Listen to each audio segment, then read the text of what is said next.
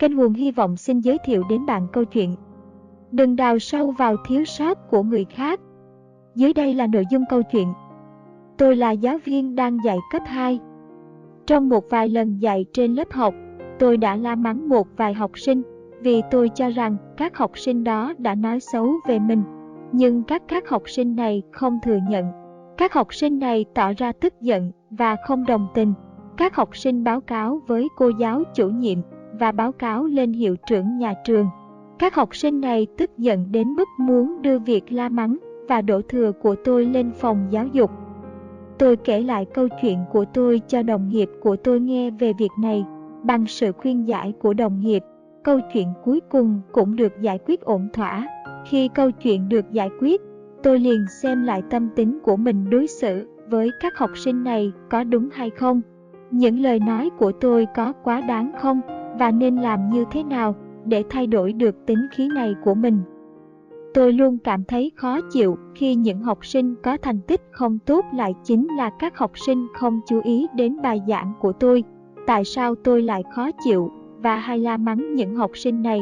Bởi vì tôi sợ mất mặt khi học sinh của mình bị điểm kém. Nếu học sinh đạt điểm tốt, điều này đồng nghĩa rằng tôi là một giáo viên có năng lực, một giáo viên tốt hơn so với các đồng nghiệp khác. Tôi muốn học sinh đạt điểm tốt vì những lý do ích kỷ của mình, và tôi đã nảy sinh ra tâm tính khó chịu. Thành tích học tập của học sinh không hoàn toàn phụ thuộc vào khả năng giảng dạy chuyên môn của giáo viên. Thành tích đó là một quá trình nỗ lực học tập chăm chỉ của các em. Việc này cũng thể hiện rằng có nhiều giáo viên rất giỏi chuyên môn, nhưng khi dạy những học sinh không chăm chỉ học tập, thì học sinh đó cũng không có thành tích cao trong học tập. Tôi đã từng không ưa một học sinh nữ là lớp trưởng. Tính tình của học sinh này rất kiêu ngạo. Khi có giáo viên chủ nhiệm, thì học sinh này cư xử rất tốt. Khi vắng mặt giáo viên chủ nhiệm, thì hành vi cư xử của học sinh này lại tệ hơn rất nhiều so với các học sinh khác. Học sinh này không thích tôi và không tôn trọng tôi trong một thời gian.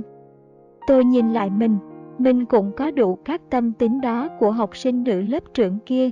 Tôi là cái gương phản chiếu trong các hành vi cư xử của em. Tôi rất ngạc nhiên khi nhận ra điều này. Tôi đã coi mình như một bông hoa xinh đẹp và đầy những phẩm chất tốt đẹp, và tôi đã không nhìn thấy điều này ở người khác. Nhiều khi còn tệ hại hơn.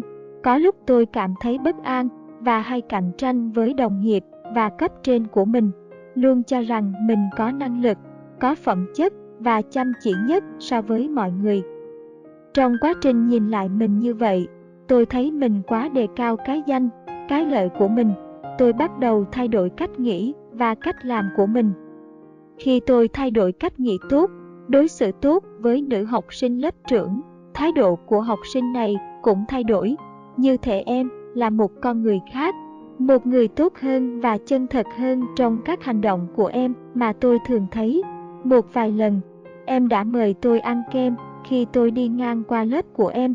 Điều đó thực sự khích lệ tôi. Tôi nghĩ em thật dễ thương và trong sáng. Em bắt đầu coi tôi như một giáo viên yêu thích và đáng tin cậy, và em muốn chia sẻ món ăn vặt yêu thích với tôi. Với các đồng nghiệp và cấp trên, tôi cũng đối xử tốt hơn. Tôi luôn dùng tình yêu thương, lòng chân thật để đối xử tốt với mọi người.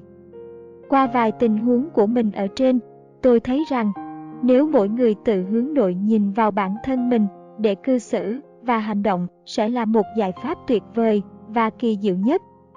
Bài viết được viết theo lời kể của nhân vật có thật, hiện đang thực hành theo Pháp Luân Đại Pháp.